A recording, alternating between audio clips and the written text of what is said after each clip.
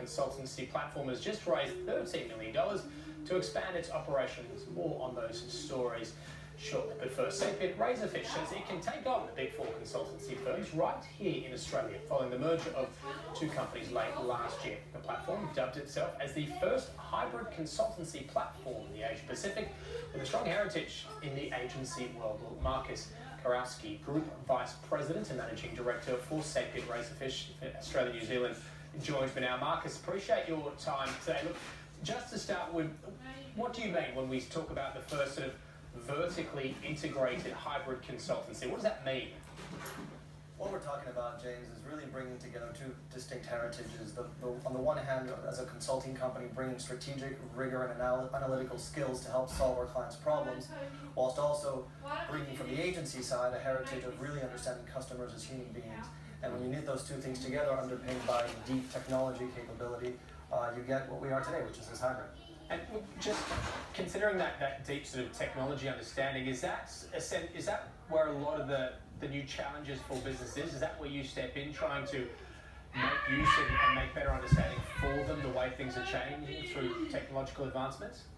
Absolutely. We've heard people like Andy Penn and other major CEOs talk about having to transform their companies into technology companies. You're not going to call your tax or accounting advisor for helping transforming into a technology company, right? So that's where we see our technology heritage as being a huge part of helping major companies navigate the future.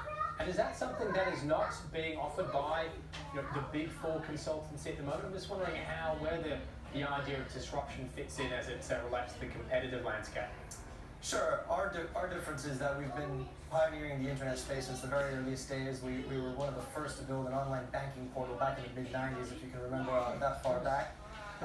Digital technology is pretty distinct, I think, in terms of how it's built and used and how teams work around digital technology compared to some of the legacy technologies that the legacy consulting firms have historically focused on. So I think that's one part of the equation. The technologies are different. The second part is really bringing the customer experience angle on it. And this is something that, again, we pioneered in the very early days of the internet, designing technology and systems that really inspire and delight customers and users. And that's not an area that the legacy consultancies historically have focused on. And looking at the company, the merged company now as well, seeing the idea of embedded teams actually within clients. Just talk to us about that. I've not really heard of that before. It's a huge part of what we're seeing happen in the market now, a big shift in what client CEOs are buying. They're buying outcomes more and more, not just reports. And when they want to buy outcomes in the digital space, that means you got to be side by side working with them to deliver actual real products and services that customers are going to love. Increasingly, that means helping companies not just deliver projects, but build capabilities themselves. They don't want to outsource their future in this digital space. They want partners who are going to help them build new muscles and develop new capabilities, and that's what we're really good at. Does that mean it's a more close relationship now formed with a lot of your clients, as opposed to how it used to be done sort of externally and handing reports? Now actually being there, your own people part of it, I mean, you almost go along for the journey.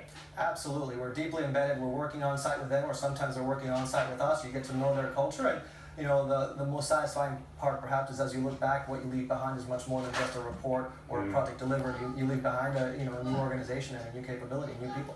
And what's that traction like in terms of the Australian market? Is there a recognition of the benefits of what you bring to the table versus some of the more established consultancies?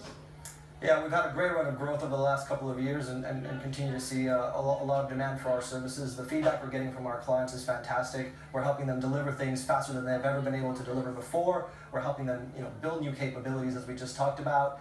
And they love the fact that we really help them become much more customer-centric, much more customer-obsessed. And has there been a underappreciation of that customer side, do you think, with some of the businesses you've dealt with here?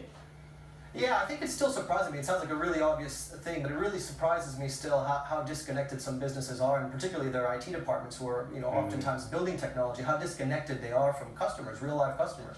And so a big part of what we do is help clients bridge that world, bring the customers into the landscape, not just of the IT team, but of the broader business as well. And look, that's not something that's going to fade away. I wouldn't have thought. If anything, it's going to get more and more pronounced. Absolutely. I think companies are realizing that even in protected industries where perhaps it may have been easy going in the past, deregulation is sweeping through. I heard an announcement today around new draft legislation to make it easier for startups to call themselves banks now. That's just one example of how it's going to get tougher for everyone to hold on to their customers, and so delivering a great experience is going to be ever more important. And what about for you? I mean, it's hard enough for a lot of these businesses staying ahead of the advancements within their own space, but never mind having to do it across multiple industry and sectors.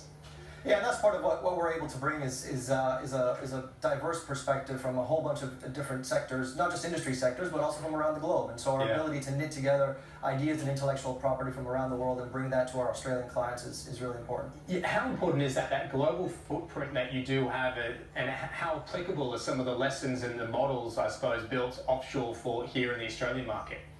The lessons are hugely applicable. We've got 15,000 people around the world focused on this digital business transformation space in pretty much every industry sector. And so whilst there's certainly lots of learnings that can apply to the Australian market, we also encourage our clients to make sure that whatever strategies we're designing and developing with them are fit for their unique purpose, and they're not just becoming copycats. But there's certainly a lot that can be learned from around the world. Marcus Karasky's got to leave it there, but fascinating to talk. Thank you for your time. Thanks, James. Well, 1,000 Victorian homes